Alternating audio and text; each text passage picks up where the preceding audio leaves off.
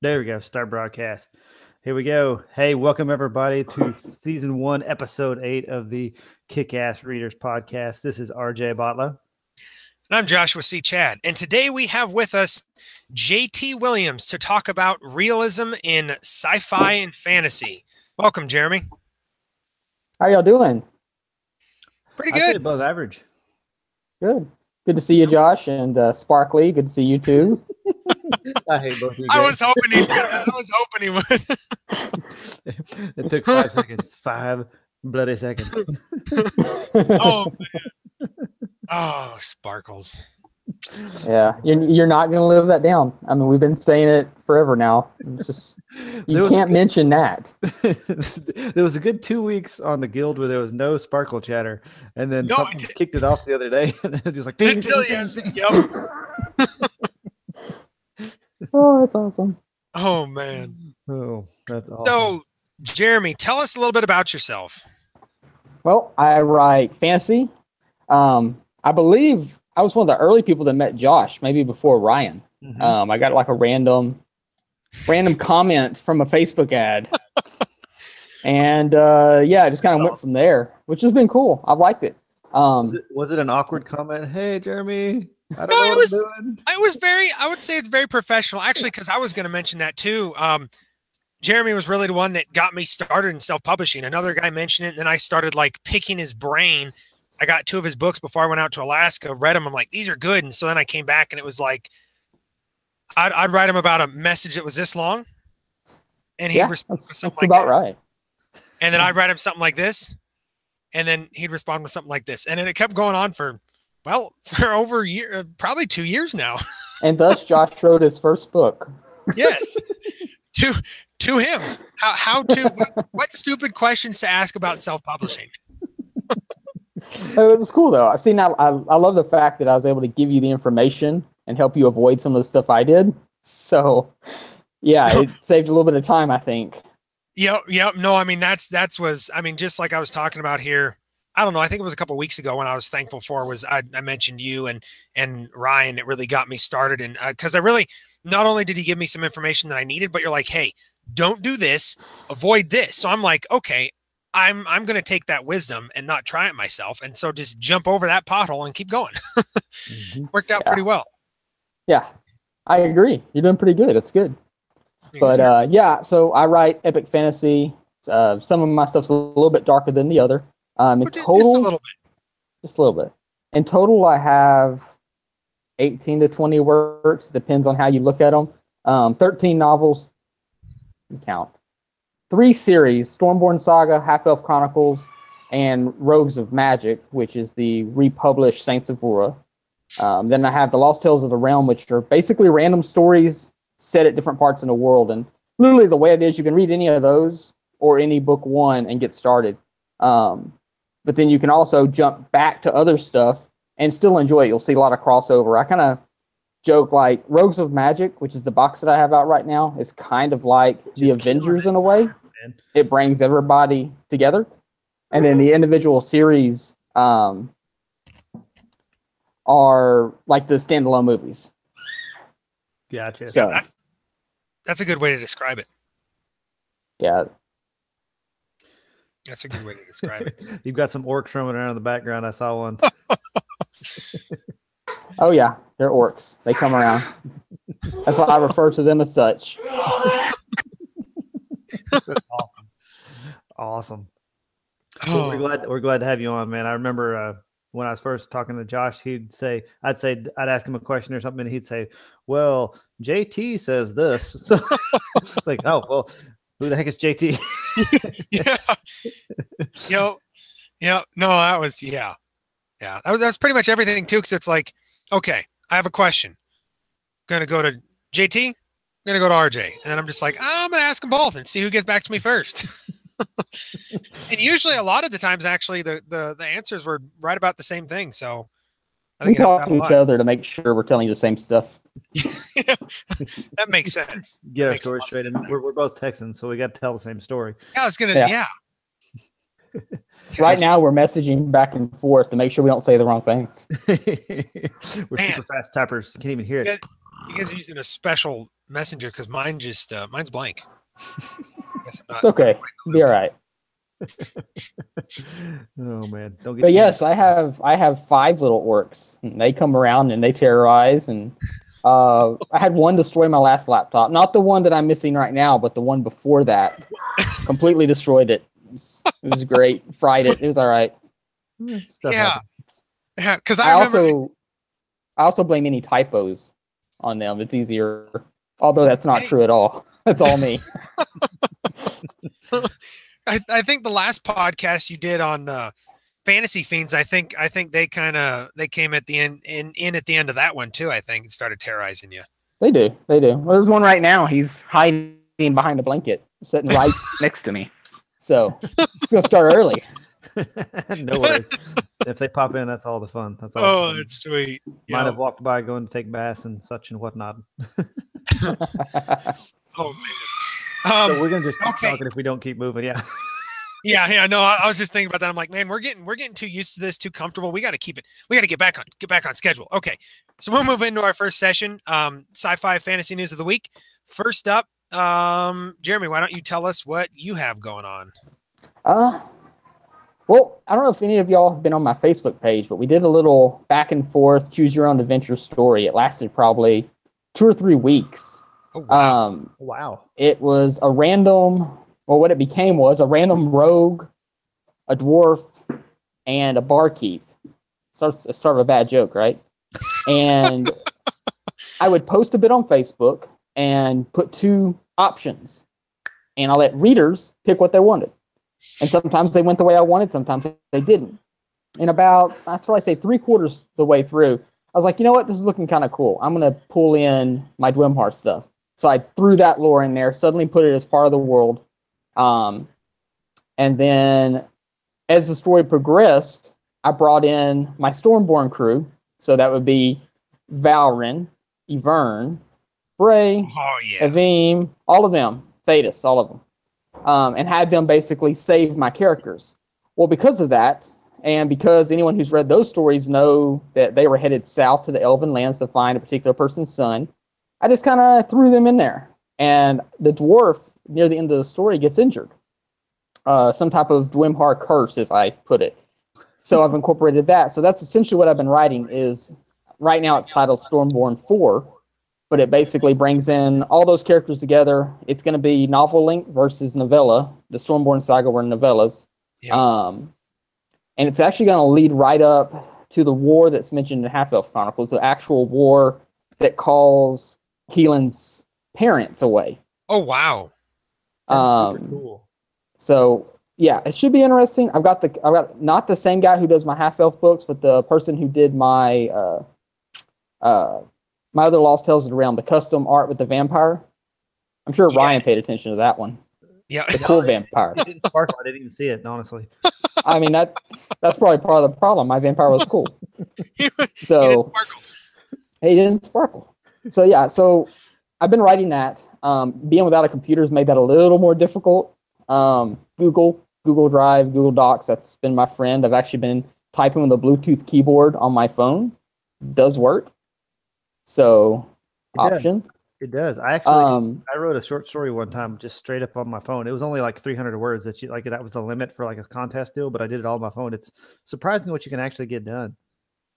Yeah, it works. Not preferred. I made a point because I knew my computer was going away to write everything in Google Docs. And anytime you bold something or cap it, it'll actually make like a subchapter. So it kind of works as Scrivener does, but not exactly. Huh. Gotcha. But along with that, of course, I've been promoting Rogues of Magic. That's been about a month and a week now. Which is done. Yeah, that collection's done really, really, really good. We've got some awesome readers. A lot of early reviewers that jumped in there, and like by day 1, day 2, having 5 to 10 reviews, and it's just kind of kept going. Currently, I'd have to look it up. It's in the top. Yeah, I know it's in the top 500. It's been there. It's number 1 in countless subgenres right now. Awesome, and actually, I've been pushing Half-Blood's Rising because the final book in that series is coming out in 20 days. And Secret, it's on pre-order, but I haven't told anybody until now. Surprise! I got it. Hey, I got it already. I saw it the other day. I was like, "Whoa, this is out! I'm buying it." So, yeah, I've got Half-Blood's Rising at 99 cents. I'm pushing that one again, and currently it's at number 2 in at least a few categories. And I was like, I wonder who's in number 1. And I started looking. I'm like, oh, Rose of Magic is in That's number you. 1. So, You're but like I said, not gonna beat yourself. yeah. Like I said, I'm thankful for it. I was surprised that my first goal was top 1,000, and it was top 500, and I was like, okay, it's not going to go any lower. And I think it got down to like 360. Maybe it got a little bit lower. But the fact that it stayed there is just amazing to me. Like I said, I'm going to go back to my readers. They're awesome. I mean, some of these people, several of them had already bought Saints of Wura in the individual books, and I was like, all right, well, updated it, re-edited it, and I actually offered almost everyone complimentary copies if they just wanted to check it out. And a lot of people took those, but then a lot bought it. So it's been very blessed by that. Mm-hmm. So between that, the new book, preparing for the new launch, and then I've got kind of like side projects going on, trying to stay busy and trying to have time. It doesn't it's look hard. like you're trying. You don't have to try. Yeah. So we got a ton of questions for you, JT. So Billy Holcomb asked, "Oh gosh, is Keelan going to get another series?" Ooh, that's a good question. Ooh, I like that question. Yes, of course. Shadow Elf Chronicles. Yes. I developed a lot of stuff for it, and funny enough, Half Elf Chronicles was only meant to be 3 books. It actually ended at Shadow of the Orc Star, the original plans. That would have been a horrible ending. But yeah, that would have been a very horrible ending. But of course it changed. It became 6 books. At current, the new series is slated at 6. I have the option to increase it without, really trying. There's a lot of unexplored areas to the east. The Shadowlands encompass everything directly east of the north, as it's noted on the map. And if you go down south, it's where all the dragons were from Wrath of the Half Elves. So I can also incorporate that. I'm introducing at least 4 new races. Wow. And the main reason these haven't been seen in Rogues of Magic, because that's anyone who's read Rogues of Magic realizes that most of Creatures of Magic are destroyed. Particularly with the West, which gets answered in Half-Elf Chronicles. The East is sealed. The only people you see come from the East in Rogues of Magic are the Falakar tribes, which are essentially my Native American / Mongol type people. Yep. They're technically the bad guys, or one of the bad guys in Shadow Elf Chronicles. It's part of the reason why Keelan absolutely hates them in Rogues of Magic. He does not want anything to do with them. He realizes that they're an ally, but that's about it. So I've introduced Shadow Magic and Blood Magic. They actually tie directly, hold on, Ryan, it's going to get exciting for you, to vampirism. What? But they don't sparkle, right? They do not sparkle. In fact, anything that sparkles must be killed. No, that doesn't happen. God. So the interesting thing that we'll be exploring a lot more is the fact of Ivern's history. Now, Ivern's a shadow elf. He's been hiding in the north. You know he's kind of a badass, but he doesn't show it very much. He uses magic. He doesn't use blades. There's all a reason for this. I believe it was the 3rd Stormborn book. They were dealing with the Barb King, and basically during a dinner, assassins will show up out of nowhere, and they even tell one of the characters to look us up. Those are shadow elves. They're from where Ivern came from, and no spoilers here, but there'll be more to talk about with them actually in the final Half-Elf book. I'll bring in a lot of the lore from the East, and as I said, you're gonna learn a lot. Everything from why Ivern originally left to essentially what happens to Keelan. There's some pretty bad events that happen to him, as you can expect, coming up, and it's gonna be interesting. He basically has no choice but to go east, and that's kind of where we get left at. A lot of new characters, including Saviska's father. Now, Saviska is a character that's in my Rogues of Magic series. He's the only one I know. I'm not even finished with the first book of the Rogues of Magic. Oh, dude, I'm trying. So I don't think there's any spoilers here, but yeah, Saviska, his father gets introduced. His mother is revealed. And at one point, at least the way it's planned in the series, he, in one form or another, will be there. Obviously, the only memory he has is the orphanage. And then, of course, Brethor saying he watched over him. So there'll be a bit more about that. And there's two different ways I could kind of end the series, but the easiest way to put it would be the Sealing of Magic is a massive event for the East. It cuts off the East from the rest of the world and actually, in a sense, protects it. That's going to be incorporated. I'm excited about it. I'm going to be looking at a lot of reader feedback. Depending on if I do an upcoming Kickstarter or not will depend on how much reader feedback I take. That is something that's very much in the works, but kind of on hold at the moment for good reasons. So we're just going to kind of wait, if that makes sense. Yeah, that sounds like a pretty good plan. Awesome. But and of course, let's not forget, I'll also be doing the other Stormborn books, and aside from that series with Keelan, there's been desire for very, very early stuff. So stuff dealing with the actual Dwemhar people, which has not been shown yet. So that might come into this, especially as the Shadow Elf Chronicles gets going. Yep. Don't forget about your post-apocalyptic fantasy one. I'm still waiting on that. Yes. So I believe the rights, because I put those in anthologies, and what I want to do is when they get free of the anthologies, I'm going to pull them out, add another story to it. So essentially, I'll have 3 separate prequels in like a collection, and then put out the book with that. Yeah. So I still got that. That one should be fun. That's different. It. Yeah, I really liked it. Like, I mean, I guess I'm biased. I love fantasy most, but then I really like post-apocalyptic too, and it's like post-apocalyptic fantasy. I mean, so what else do you need? No ARs though. We don't have those. Yeah. Well, when you can throw a bolt of fire from your hand, that's basically an AR. I mean, hey. Yeah, kind of. I mean, yeah. Although, I'd rather have magic and an AR. Magic one hand, AR in the other. Speaking of, well, I won't pull it out this episode. Okay, yeah, I will. Oh man, That's my new license toy. For that staff? I actually do. Unloaded, just so everybody can see. But yeah, that's my new one. Just had to show it. It's done in the cryptic armor the brothers use, or the cryptic pattern the brothers wear, and yeah. I think what you're saying is, I think there's a defect in it, man. You need to send it to Texas to let me test it out, and then I'll find something wrong with it that I need to keep it here. So just do that. In our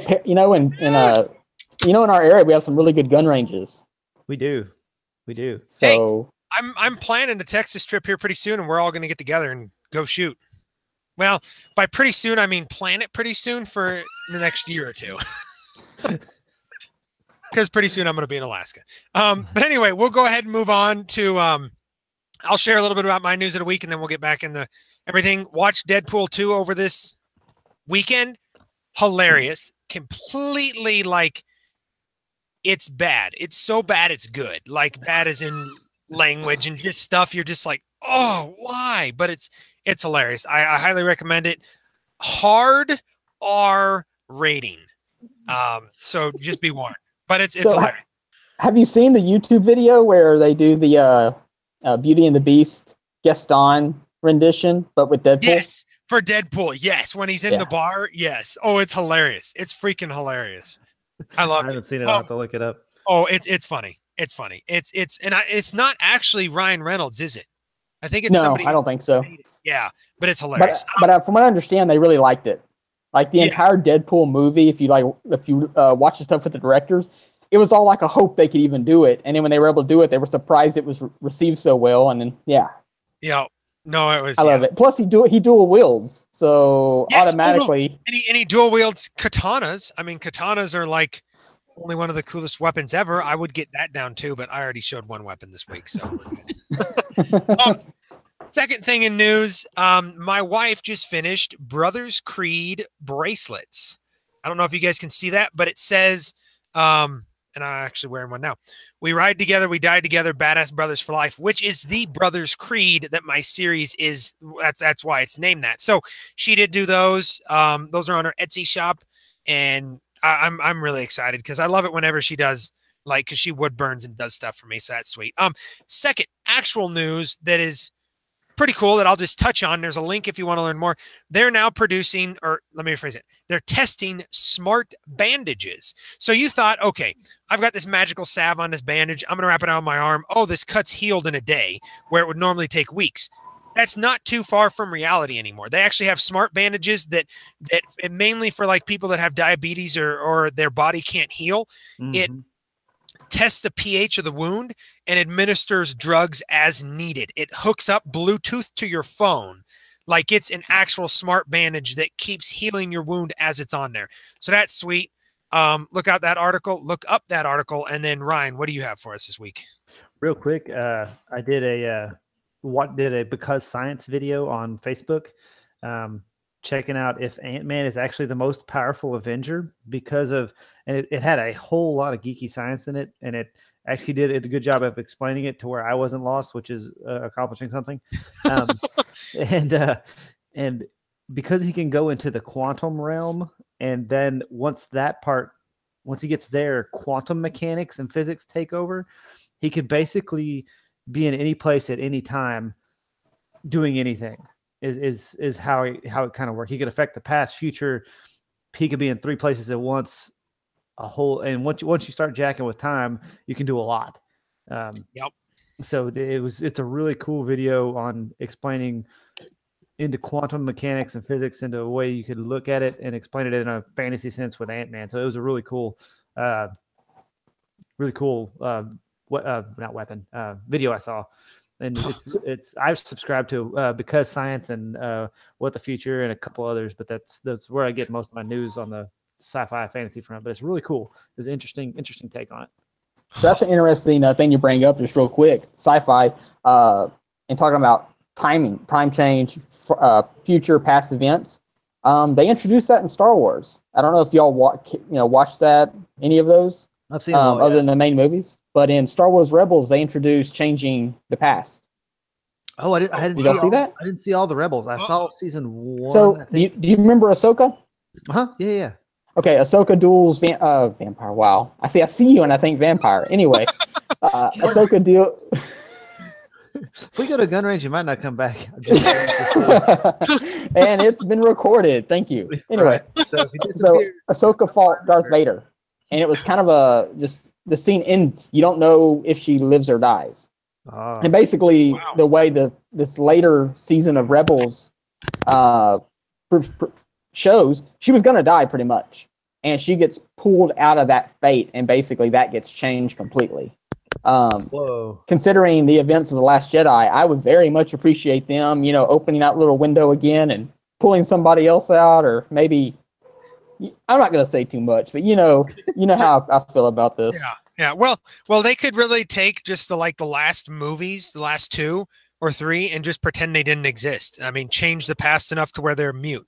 Like they don't. It was Luke meditating. Yeah, they meditating the entire time. The whole time, it's like, oh, I'm sorry you watched all 3. I think they're going to do 3 of these movies, but it didn't really happen. You're welcome, world. It was Jar Jar dreaming. Yes, that's literally what those movies, especially the last one. That's what it feels like. It's like, really? Are we back to this? Are we back to? How else can you screw up a franchise like that? Like, never mind. My young children have issues with it, and that's who it was really made for. When they're pointing out plot holes and going, "Daddy, that's not how space works. That's not how you should do battle in space. We play Halo. We know better."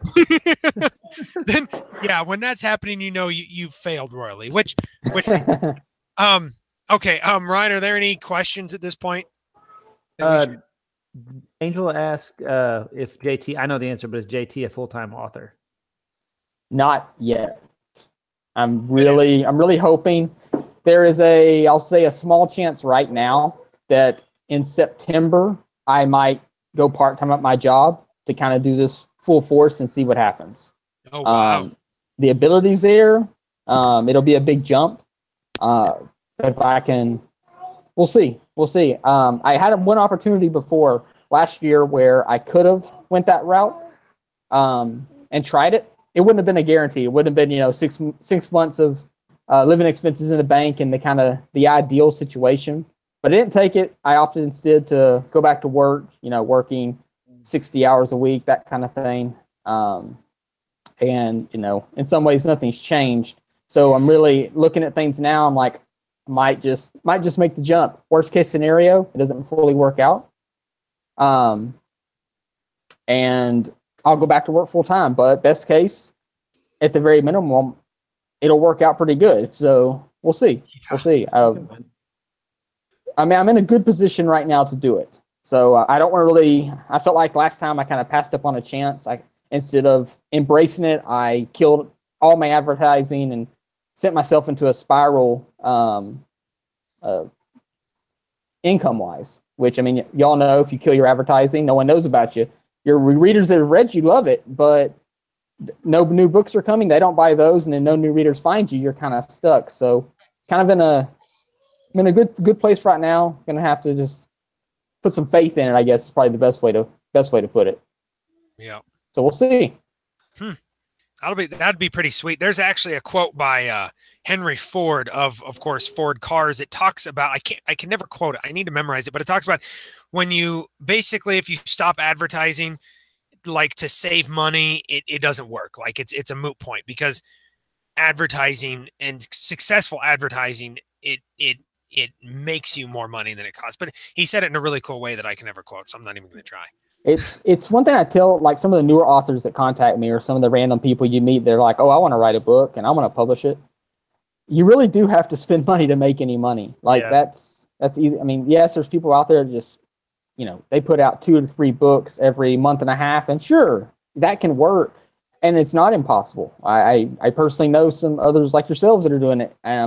It's possible, but really, it's everything. It is releasing on a schedule, I believe, but it's also constant advertising, the power of a backlist, tying it in with a mailing list, and being a real person on social media. That's why I try my best to comment on every comment, to respond to every message, because that's what I expect. And there's other authors that do it as far as in the traditional publishing world, but it's kind of rare. Or the thing I kind of hate is I go on like Twitter and I'll follow authors I like, and then everything's political. I don't want to know. I don't care about that. And I get it. Yep. It's your personal profile. Do what you want, but that's not me. We're looking at you, Stephen King. We're looking at you. Great author. Political view. Anyway, we won't get off on that. Okay, we need to definitely move on because we're way behind. So, Jeremy, if you want to briefly touch on the weapon of the week, and then we'll move into the main topic here pretty quick. I'm going to pull this back up. So, do y'all have a picture of it, or am I just going to describe it? Ryan can probably pull some up. My internet is pretty much just... I'll grab it while you're talking. You're out in the middle of nowhere, Josh. So. Yeah. I'm glad I even got back. My power was off all day. We had to leave the house and stayed in the hotel room all day. No power, no internet, nothing until they got it fixed. So that was... Zombies attacking again, or... Zombie bulldozers. Ooh. That's like something from StarCraft or something, like some infested Terran units. Zombie bulldozers taking out the house. That's actually one of the games I never really played. One of my actually very non-nerdy friends actually used to play it, and I think that was when they were playing that. I was playing like Fallout 3, and actually that was before that. I was playing. Well, I still had my GameCube and thought I was a gamer. I wasn't a gamer till I got my Xbox. You need to play StarCraft. It's free. Like, you can get the original StarCraft and expansion for completely free.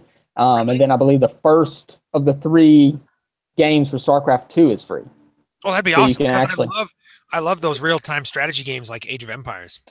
Yeah, anyway, and they're kind of going away, so. They really are. We've sidetracked. Back to the weapon. I'm actually showing the pictures now. Can't even see this episode's going to go long. Ooh. So here's some different variations of the Tawar. Just from the Googles. Your internet is so fast. I'm so jealous. Sorry. You should be. He's up in North Houston. They've got good internet. Even down here, my internet sucks. We pay for really good internet, but it doesn't happen. Some people. I tell you what. So tell us a little bit about JT. A little bit about this blade. Talwar, I'm probably pronouncing it completely wrong. Could be my Texan accent, who knows. It's actually an Indian sword, as in the Indian subcontinent. So I'm just going to just glance at Pakistan, Bangladesh, Nepal, India. It's very similar to a scimitar in a way. One of the appearances of it is a single blade. It was known to have a dual blade that would actually like fork off up to a triple blade. And I mean, there's some belief that it could even been more, but evidently it was really good for decapitations. Very, very large ones were used for executions. And then especially like in Nepal, and we kind of talked about this before the podcast got started, chakrams, such as what Xena uses to throw. The warriors that would use these swords such as this also used these large chakrams, and it was just very thin blades, extremely sharp. Now, this kind of blade going up against like European armor, horseback, yes, you're going to win. I would say if we had to put an armored European knight with a claymore versus this guy, if this guy stayed fast, kept moving, tired out the European knight, yeah, you'd probably win. If we're going sword against sword, it might actually get broken by some of the heavier European weapons. Wow. But as far as I understand that, they never really crossed paths. I mean, Pakistan was probably Pakistan was about as far west as these blades went. So some of that might have kind of trickled over towards the Crusade time period, and similar blades be used, such as scimitar, stuff like that. But this was primarily an Indian weapon. Actually, like a lot of the design of both Indian weapon manufacturing, and even such as like the armor and the tactics. I mean, the big war elephant scene from Alexander, regardless, I don't like the movie, but it's the best example. And of course, when you see giant elephants with people on the back, you think Lord of the Rings and Return of the King. Yep. So yeah, I like it. It's different. It reminds me of an Elvish blade, really. It really does. Like, I love that style, just that curved one single-edged sword. Oh, yeah, like katanas, right? Yeah, just like a katana. Hey, yeah, there we go. Now we're talking. Oh, I'm really good. We keep talking about katanas. I'm going to get that down. Now, but like Bollywood's going to make a dual wielding blade like this and kind of go off the Deadpool thing. Hey. They could probably make some money. Probably. Sweet. So we'll move on to the main topic at about 10-15 minutes late. But hey, we're having fun, and hopefully you guys are too. So we're going to talk about realism in fantasy and science fiction. So why don't you start us off, Jeremy, with kind of what that means, and with the example maybe you were talking with Ryan about. Okay, so evidently we're talking about fantasy. Fantasy, sci-fi, it's only going to be so... That's weird. I saw Ryan like waving. Throw me off, man. Sorry, my daughter's going to bed, so she was telling me, "Nah, Hi, Ryan." I muted my mic and said, "Nah, Ozzy." Oh. So, all right. So, fantasy and sci-fi. Let's be real. It's speculative fiction. It is fiction, but I actually go back to Stargate SG-1 with this beginning. This is kind of where I got this from. I don't know if you're familiar with that show. It was a sci-fi show, ran 10 seasons. It was awesome. Blending military and sci-fi and it not being Star Wars or Star Trek, so it was kind of cool. At one point, there is a director who's trying to create a movie called Wormhole Extreme, or like a series. And he keeps trying to do extremely stupid things that make no logical sense. And so the scientists of the group's like, you can't do that. You can't, people are smart. People are going to know what you're talking about and know you're wrong, and it's not going to work. Well, then I've had several instances where I've picked up a book, and some well-known authors, and I read scenes, and I'm like, that's not even close. And it's not me being picky or you can't say it needs to be close when you're dealing with magic.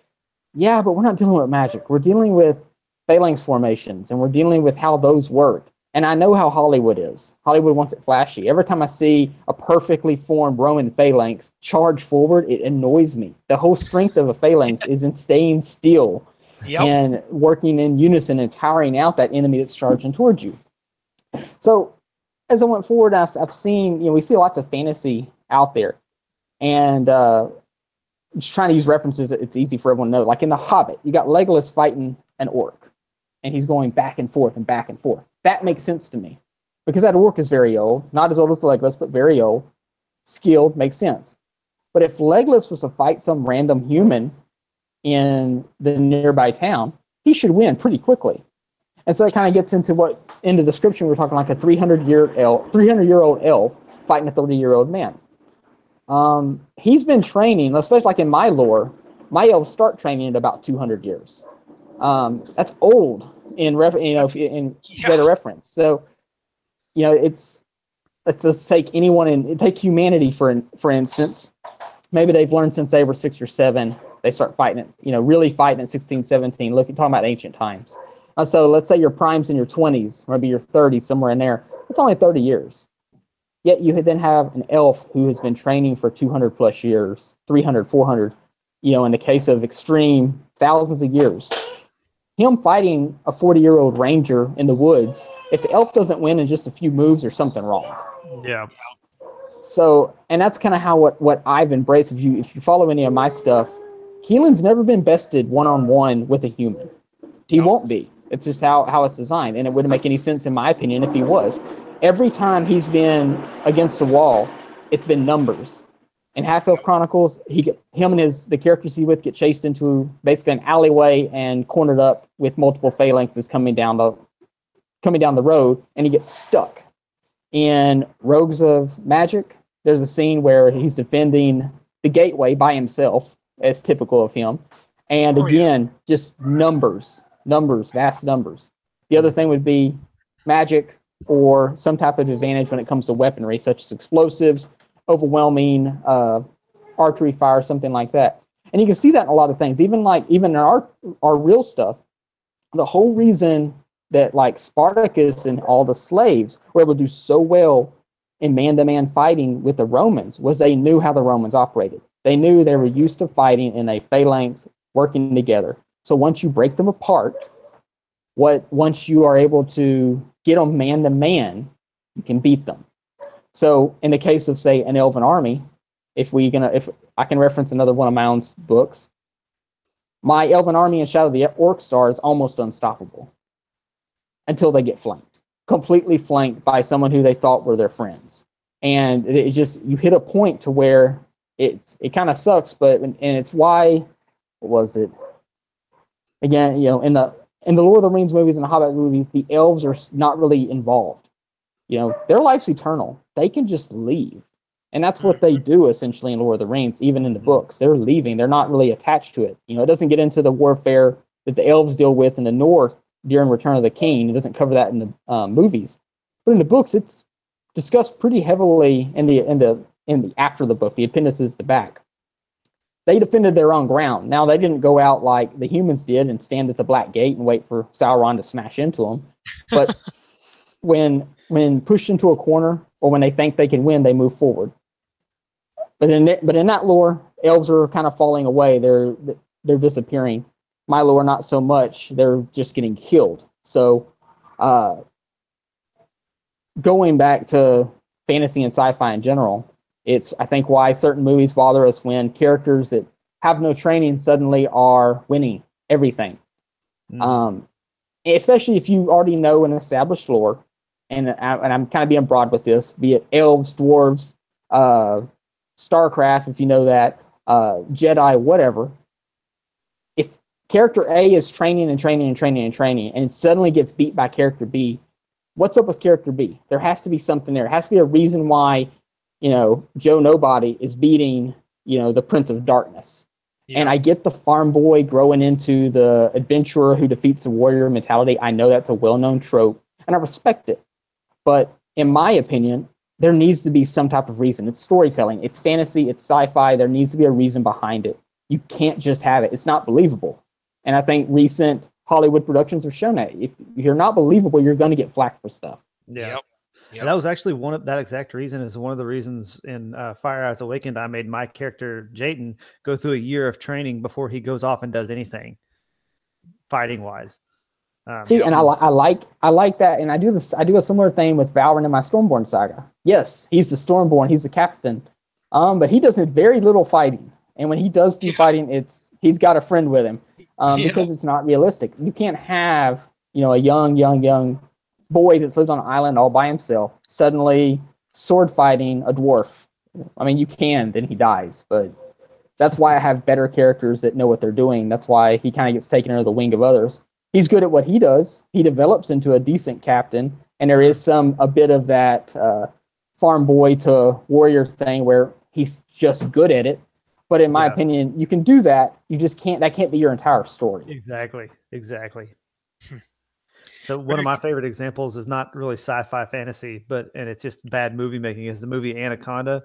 I think it's my gosh, Jennifer Lopez. I think is the character, but she picks up a bolt action rifle and goes boom, boom, boom, boom, boom, and that's just a case of no, that's not real. That you literally show where the bolt is, and it's not an automatic rifle, but that's an example of not paying attention, right? Not real. It's not real. So, yeah, I think especially with Hollywood, in a quest to push out things as fast as possible, or to just wow you with effects, they details are missed. That it really does irk me. Heck, I mean, if y'all remember, if you saw the original trailers for Rogue One, like the original trailers that you saw, the theatrical trailer, and then you saw Rogue One, you realize what happened to all those other scenes that were there. The TIE fighter rising up right in front of Jyn Erso, not there. Evidently, they had two endings. They had the dark ending that we got, and they had the ending where Jyn, and I can't remember everybody else's name, but Jyn Erso and the other main characters did not die. But then they figured out there was a continuity issue because, well, where were they for the other movies? Yeah. But yeah. I think the worst, and it's a small example, but the worst, well, me and my brother always agree, there needs to be Hollywood BS checkers that literally sit there on a set and just have just basic common knowledge, maybe a little bit more than common knowledge on a lot of subjects, to where when somebody does something, they're like, no, BS, quit it. You just stop. Because the worst example, and it just sticks in my head because it's horrible. Losers, not that bad of a movie, not that good of a movie. They shot a bullet out of a sniper rifle. They showed it in slow motion. It was the bullet and the entire casing flying through the air at this dude that they shot. They shot the entire casing out of the gun with the bullet still on there. I'm literally sitting there like, what? This would have taken 2 minutes on Google to figure out. I mean, you have the director say, I've never even seen a handgun or a bullet in my entire life. Let's Google it. No, instead he's like, this looks cool. Let's do it. And I'm just sitting here like, I'm never going to watch this movie again because this is ridiculous. I mean, it's, and I took this kind of like, I try and make my things as realistic as possible. And it's hard when you're dealing, like, when you're talking about elves and stuff and fantasy, I think you can tend to be a little more unrealistic because it's expected. You can always be like, well, he was blessed as a child by the magics of the earth, so he's going to learn faster. But when you're dealing with, I think, more sci-fi and especially realistic sci-fi, people expect it to be more realistic. And so I try and make mine. But I was reading Stephen King's The Stand. I really like him as an author. So I'm not bashing on him or anything just because I don't agree with his political views. But he had this twice, actually. I'm reading The Stand, and he had twice where a revolver, and he made it sound like, I don't know if it was single action or double action. This revolver fell on the ground and fired. I don't know if you know anything about handguns, but there is so many. First of all, if it's a revolver, the hammer has to come back and then forward to fire. If it's a semi-auto, like I've got a Glock, it has four different safeties in that gun that makes it so where it cannot fire unless you pull the trigger. So you have something like that where, I mean, The Stand is awesome so far, but then you get to a scene like that and that happens and I'm just kind of like, really? You too, Stephen King? But it also helps me as in like, okay, so if I get something wrong here every once in a while, people aren't going to hang me. I can still sell books. I can still be maybe a famous author one day because, I mean, he sure as hell is. But it's like, but it's still like, I don't know. It just bugs me. And I guess because that's something I know really well or decently well as firearms, that's something that really bugs me. So it's, yeah. And Josh, that's Heather Cassidy also said, in the comments or the chat box that The Walking Dead does this all the time. Everyone gets a headshot, and that's in our outline. Okay, yes, it's in our outline. Okay, I'm going to go off on a little tangent. We're going to go beyond. We started late. So, okay, so The Walking Dead, I have it in the outline. They're shooting. So you have certain scenes where this guy is shooting with an AR-15 with a scope at 50 yards and missing a slowly moving target. Okay. I don't know if you ever seen shoot an AR-15. I mean, it's not that hard, especially if you have a good optic and a good weapon. Okay. So then they do that. They miss at 50 yards with a great scope, great gun. It's really accurate. And then they take a handgun, iron sights at 50 yards, and they're popping off headshots every shot. I'm like, okay, we need some consistency. I mean, it's because the scene that I put in here is when they're clearing out the prison in season 3. It's like they're all up in these towers, and you got somebody with a bolt action rifle, boom, headshot, totally realistic. Zombies are slow moving, a rifle, something like that's going to be easy. And then you have Carl, who at that point hasn't really manned up, if you will, like he does later on in the season, taking a handgun, boom, boom, headshot, headshot, headshot. And I'm just sitting here like, come on, you can't shoot the bad guy at 50 yards with an AR-15, but you can shoot a zombie at 50 yards with a handgun. I mean, yes, if you're trained, no crap, you can do that. But okay, the other thing I really got to touch on, zombies are completely unrealistic. I get that. If their heart is not pumping, their blood's going to slowly go to their legs, all of it, and their legs are literally going to explode, and they're not going to be able to walk. I did some research into it because I'm like, well, do zombies even bleed? They don't have a circulatory system. So there's that. And then also the way they can bash in the skulls of these zombies is really easy. Like maybe months and a year or a couple of years down the road, the bones start to really weaken, and then you got something realistic. But otherwise, it's like, oh yeah, I'm going to take a screwdriver through the front of the skull and kill a zombie. Okay, that's my tangent. You guys can continue on with the main thing. But yeah, I agree. Good point, Heather. Good point. What Heather say? I didn't see it. Somebody in the chat. But I mean, okay, that's just a good point. So, like, literally, there's no way that zombie as Hollywood and the books, that it cannot exist. Nope. But people are willing to suspend that disbelief because it's a well-known trope and it's fun. Yep. You know, that's when it's okay to do something like that, in my opinion. It's not. And then there's others like was the Will Smith one, I Am Legend, where they're actually more alive. Yeah. And so that's a different type of realism too. But then you go into, are they really zombies? Blah blah blah blah, whatever. That's just an interesting take on it. So that's interesting, talking about zombies, because I brought in the undead in my stories, and this goes back to the realism thing. You know, and I like what you said. If you need to be able to explain it in some form. You know, if Joe Nobody on The Walking Dead walks in as an expert shot with a handgun at 50 yards. Oh, he used to be a Navy SEAL. I'll give that. You know, he was Force Recon Marine. I'll give him that. Other person was a news reporter who hated guns. They're not going to be shooting like that. Heck, they may even be scared of the gun itself. Yes. So going off the undead and zombie thing, I actually make a point with my undead to segment them.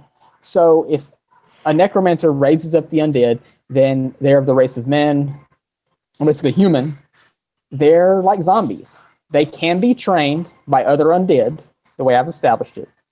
But if, say, a elf is resurrected, they're naturally going to be more keen to embrace the necromantic energies, and they're going to be more commandable. They're going to be more of a formidable fighter.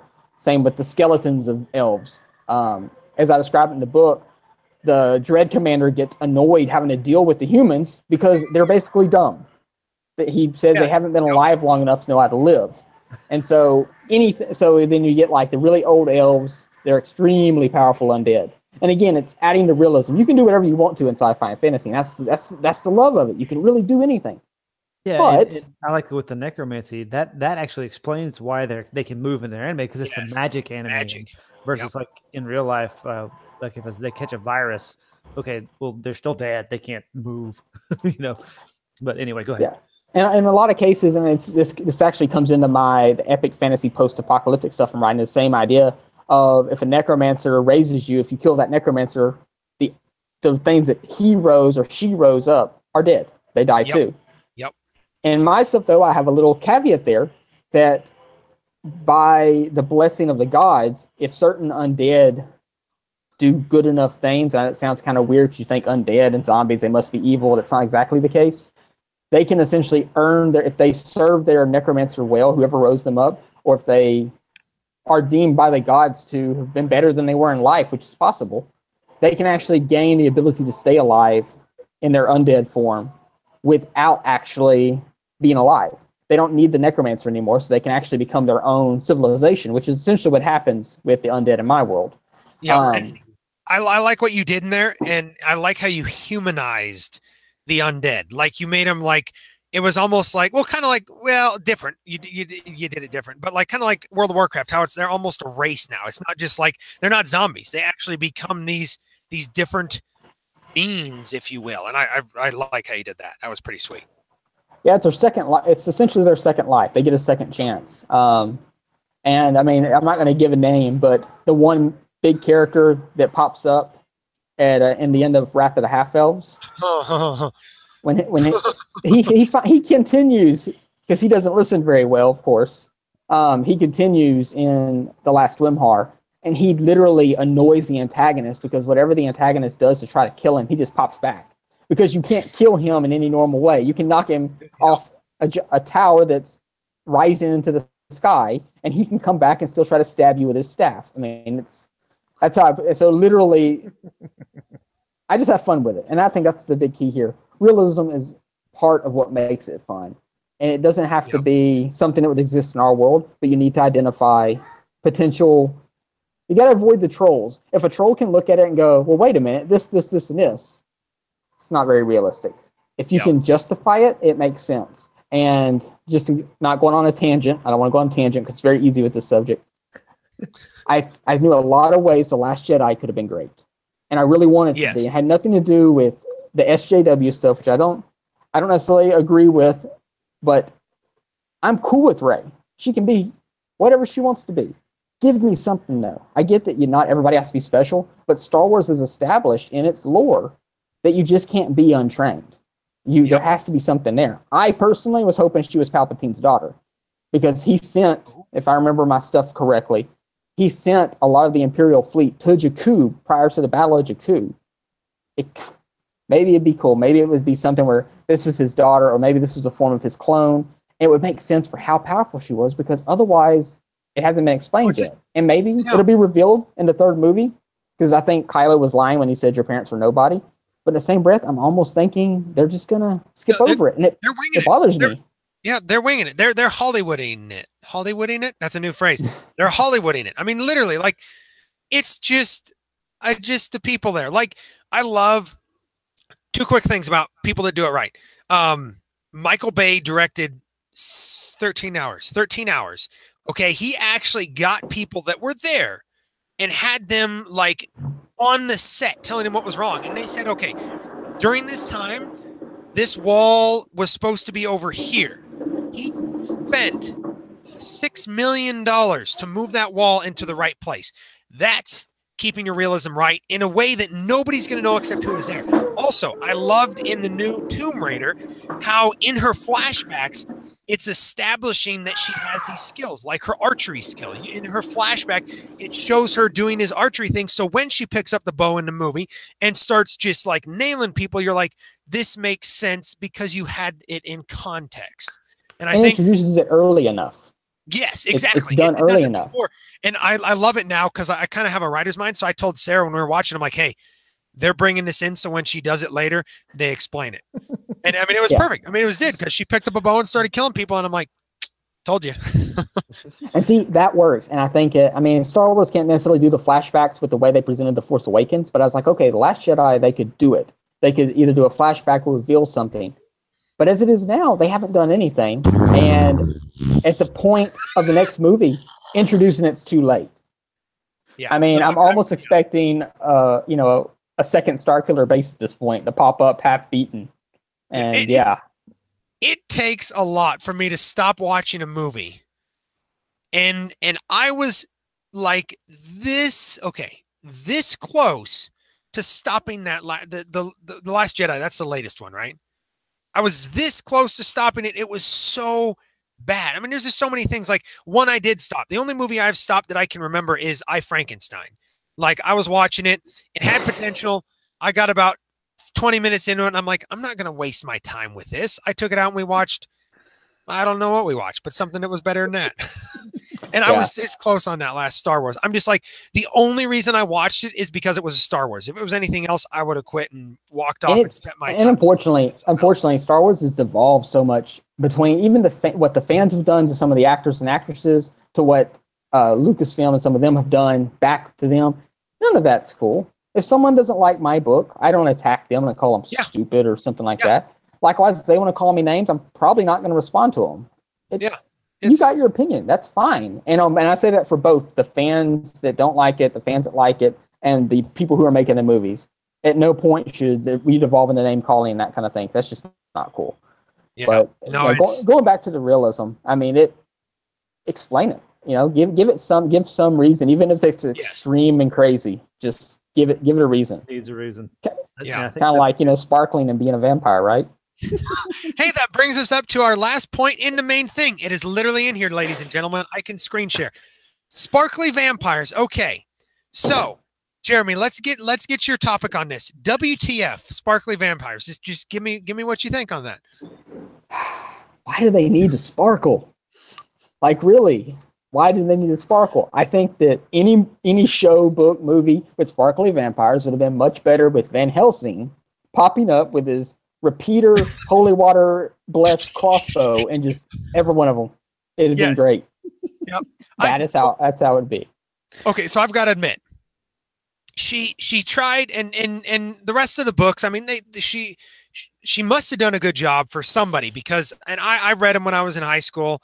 I enjoyed them for about a week after I read them, and then I'm like, wait, what the hell is wrong with me? What? But anyway, if you're a Twilight fan, I mean, she's a good author. I will say that she did a really good job on the characters and stuff, and she tried, and she did something that was different, and you can't falter for that, but you can at the same time, because now that's the other thing, kind of realism and fantasy. You have these tropes, and if you go outside of them, they're either going to be well received or people are going to hate it. Like for me, if you have a vampire, it better be like a damn vampire. I don't want my vampires to sparkle in shit Skittles. I mean, I don't want that. That's for unicorns, not vampires.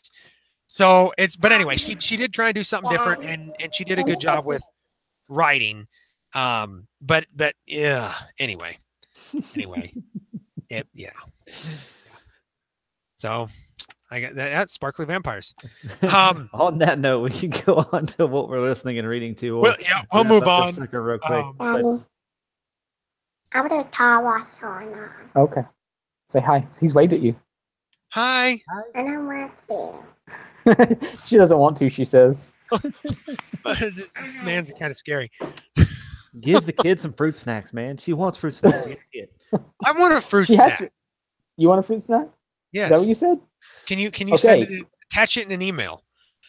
I'll try. We'll give it a shot. What kind do you want? Anything really. Real fruit. Not those really chewy ones that hurt your teeth, but like the good gummy ones, like a gummy worm. I think I can. A gummy worm. He wants gummy worms. Can I give him gummy worms? No. Oh, denied. I can't give him gummy worms? Okay. She said no. Can't do it. Sorry. Well, I'll just eat on this squeezy heart. Looks healthy. He's eating a toy. I know. He's kind of weird, isn't he? That tastes horrible. Kind of weird. Say a little more kind of, but anyway. So I'll move into what I'm listening to and reading this week. My song of the week is My Own Grave by As I Lay Dying. As I Lay Dying is the lead singer. Okay, I have a hard time saying this. They are a Christian band, but he went to jail for contacting a hitman to kill his wife. But they're back together. He's out, and by his song, you can tell he's like, I probably shouldn't have done that. So anyway, it's a really good song, though. The new album I'm listening to is Bullet for My Valentine has a new album out. It's awesome. I just finished Helldivers C3 by Nicholas Salisbury Smith. He is a really good post-apocalyptic author. And I'm beta reading Death Cloud, and I just finished this, which took me a while. But it's writing fantasy and science fiction. If you're an aspiring writer, don't get this. Or get it as a reference because it has some good facts, but I don't like it because they're like, this is how you need to do things to do it right. And I'm sitting here like, no, a much better one which actually one of our guild members is reading, is this, the Wonder Book. And that one's awesome because it's like, hey, here's some rules about being creative and do it. So anyway, that's what I'm reading and listening to this week. Sweet. JT, what are you reading and listening to? Hi. Reading. When do I have time for that? No, in all reality, I've been referencing a lot of older Tolkien stuff, especially with world building, maps, the way lore is set up, that kind of thing. One thing I did with a previous fantasy series, it's pretty much unreleased as of right now, that I'm thinking about reopening, is language, my own created language. Oh wow! Oh wow! Look at him. That's He's tough. turning his head. It's funny, isn't he? He likes sparkly vampires. I know. That look was awesome. That look was awesome. That's So, cool. That's a monumental task too, man. So Yeah. I've got a little bit. I actually back in high school started doing out both a runic form of writing and even like a script form. So easier way to put that would be like Dwarvish runes and Elvish script, that kind of thing.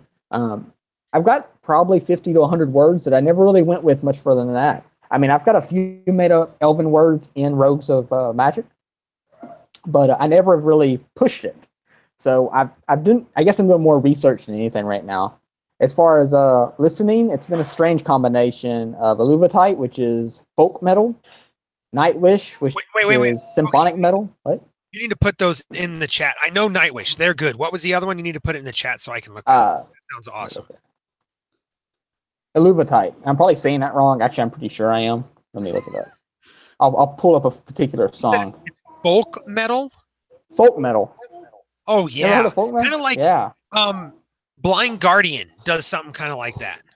They're kind of like folky at some songs, and then they're death metal at other songs. Perfect combo of everything.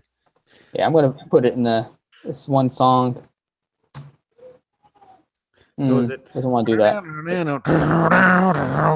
Oh, it's pretty sweet. I'll have to send you a link on my Spotify. Yeah, well, a lot of folk metal bands do things like use hurdy-gurdies and stuff like that. Music or instruments you don't really see very much.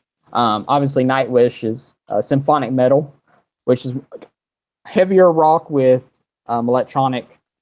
I guess you might call it blends. I don't know the terminology. I'm a writer, but yeah. The other one, which again is kind of a weird combination, would be I've been listening to Fallout Boy, older Fallout Boy. I don't know why. Yes, old Fallout Boy's good. New Fallout Boy has some few good things, but old Fallout Boy's really good. Thanks for the memory. Yes, and heck, I think it was. I want to say maybe it's the last podcast or one before where you mentioned Panic at the Disco. Yes, their new one. Yes, I love the original Panic at the Disco. And I actually love, I don't know if you know this, but if you got the original album, when you open up the book for the CD, if everybody remembers CDs, you open up the book. What's a CD? I know. You open the book and the lyrics weren't completely wrong. The lyrics were not right. And they did that on purpose. None of the lyrics were right. That's awesome. When you got a song named I Write Sins Not Tragedies, I mean, they're probably going to play with the lyrics too. So, yeah, Panic at the Disco is the other one. And again, I can, typically when I'm writing, so when I'm writing, I use different fantasy, sometimes Nightwish with words. It just really depends. When I'm editing, I'll put on like a 4 or 5 hour track of just repeated Nightwish stuff. All the eras, all the time frames, everything. And just in general, like even when I'm listening like Panic at the Disco, Fall Out Boy, anything, I'm thinking of plots. I will imagine entire scenes to certain songs. And then when I go to write the scene, I will play that song to kind of like rehash all the imagery. I think the climax of Half-Blood's Rising was actually to a metal song. Like when they're all jumping down the portal, fighting with the wings and stuff. Yeah, that was absolutely a metal song. And it's weird because you watch the music video for the song, it has nothing to do with fantasy. It's just that music, for some odd reason, just tied in pretty good with it. So. No, I love music and writing. So Ryan, what do you have for this week? Reading and listening to? So I've been listening to the Ray Edwards Show podcast. Great for any kind of business general advice, starting, running, and growing your online business. But they've got a lot of really cool insights and stuff on that show. That's appropriate. Yeah, it's really cool. Really, and they're funny. Been listening to a lot of Jerry Jeff Walker, so the complete opposite of death metal. Daddy, I want you to tell me.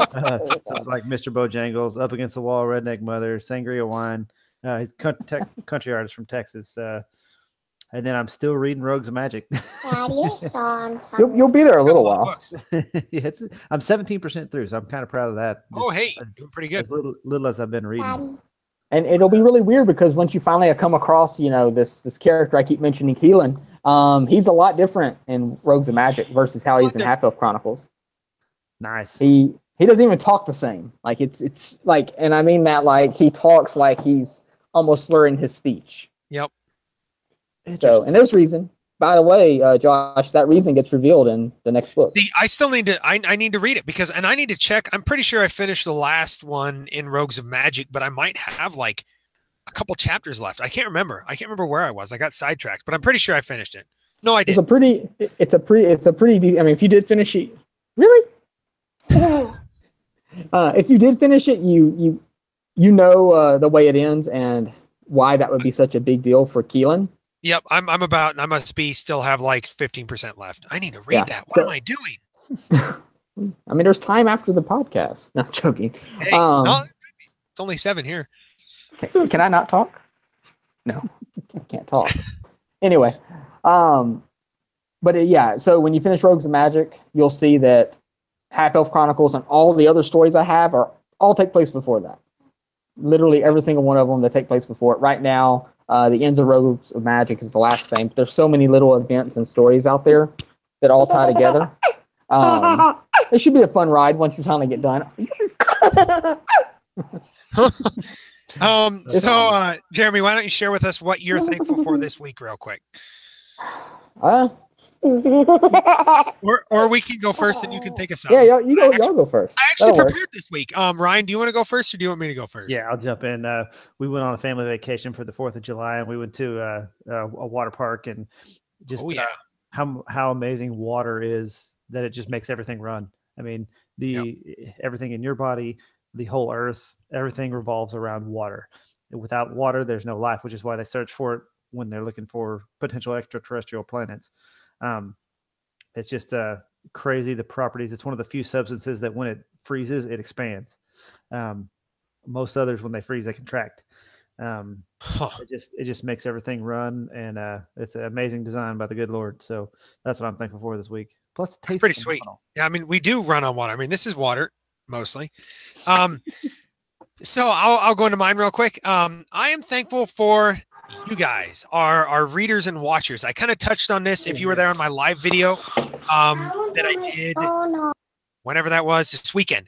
I just really, I don't know, I've just been realizing lately that we would not be where we're at without you guys. I mean, even if we have decent stories or even good stories, if we don't get them out there and if you guys don't pick them up and start reading them, it doesn't help us out any. We could have the best story in the world, and if nobody picks it up, if you guys don't pick it up and start reading it and then come on board with it and really, like, I was highly impressed with my ARC team this last release. I mean, they just knocked it out of the park. I mean, you guys rocked, and it's not only you guys reading it, but then those that come on board with it and like, wow, I am all Brothers Creed, or I'm all Fire Eyes Awaken, or I'm all Half-Elf Chronicles. I'm going to help you with this. I'm going to tell my friends. I'm going to early review. I'm going to give you input. Like that makes us who we are as authors and be able to do what we do. If nobody read it, we wouldn't be able to produce these stories because we wouldn't be able to pay for these stories. Like, and so, and then if we ever get to go full-time author and not have to have a day job, we get to produce even more stories because enough people are buying them that we can live our lives and provide for our families. So I'm really thankful for you readers and watchers. And Jeremy, you are up. Thankful for it. I guess if I had to pick something right now, I'm just thankful for my own little family of 5 orcs and my wife. Especially, they deal with me being tired from my normal job and is still trying to do the writing thing. And, especially my wife, she's really kind of pushed me to do this as close to full-time as possible. And believe it or not, she hasn't read any of my stuff. Oh, I still can't believe that.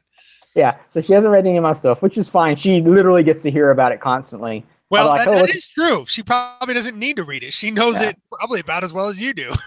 It's like, oh, look at this twist. She's like, oh, okay, that's cool. I get that.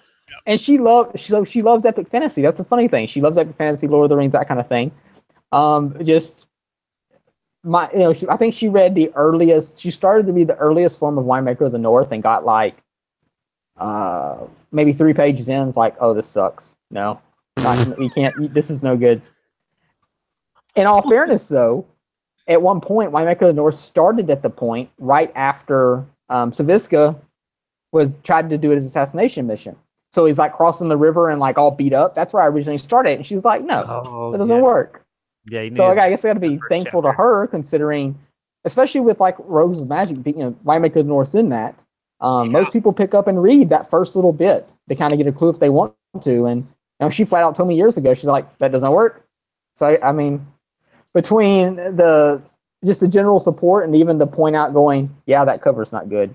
No, that doesn't work. Or I gotta be thankful for them in all forms. I mean, all forms of support, everything from the writing to just life. Life's not worth it if you don't have the people around you. That's really the most important thing. So that's what I'm thankful for. That's a good one. That's a good one. So you guys can find JT. He's going to have links in the description once this video goes up and I can edit it, and you can stalk him on there, or you can just look up JT Williams on Facebook and all those other Facebook, Amazon. I'm pretty sure you're on Insta. I'm newly on actually. I'm newly on Instagram. Yes. I'm on Twitter, but not so active. Yeah, me neither. Nobody uses Twitter anymore. And so you can find him there. And I think that we're going to kind of move into the closing. Tune in next episode 9, for me and Tiger talking about something, because it's August 7th. We're skipping 3 weeks, and it's between episodes, because in 2 weeks is the Realm Makers Conference. And yes, Josh and I will both be out. Yep. And we might do a special little episode or a live video or something there. So be watching, because we may do that. We may not. And then this is my last episode. So I will, I had fun this last, I guess I've only been back for like 3 episodes before this spring. I will be gone until October, and then I'll be here for 1 episode, and then I will not be back until December again. Slacker. So if I don't get to talk to you on what? He said slacker, leaving me with all the work. Hey, slacker. I'm going out into the wilderness to wrestle bears with my bare arms. Anyway, that was horrible. Anyway, you could have just said you're going to save us all from the zombie apocalypse. Yeah, that would have been a lot better. So anyway, if I don't get to talk to you guys on social media, I will see you in October, and if not, I will see you in December. I hope you have a great summer/fall. And yeah, thanks for watching, listening. Make sure to subscribe and like the video if you're on YouTube. And thanks for coming out and joining us, Jeremy. No problem. Thanks for having me. Hopefully I can get back on here at some point in the future. Oh yeah, we have to do that. Yeah. I feel like that will happen. We're we've gone 15 minutes over. We've never gone 15 minutes over. We're always like, no, shut it down. No. So, well, I mean, we talked about Twilight and it got you excited. So of course we're going to go on that way. Got him excited. I made sure. Sitting over here brewing, sipping my whiskey. You're going to go pop in Twilight as soon as we get off. Sparkly. Either that or like, pop it in. It's on Amazon. I just Bedazzle is on his phone. Oh my god. So on that note, guys and gals, thanks for interacting in the chat. We had a grand old time. Stay involved in the guild. If you're listening on podcast, go back, leave a rating, leave a review. It really helps everything, either on the Apple Podcast app or whatever app or whatever you're listening to on with the podcast. Like the YouTube video. It really helps us just keep getting this thing out there, and we appreciate it. And everybody have a safe and happy month. Yep. See you guys. Bye, Josh. Bye. Bye, Sparkle.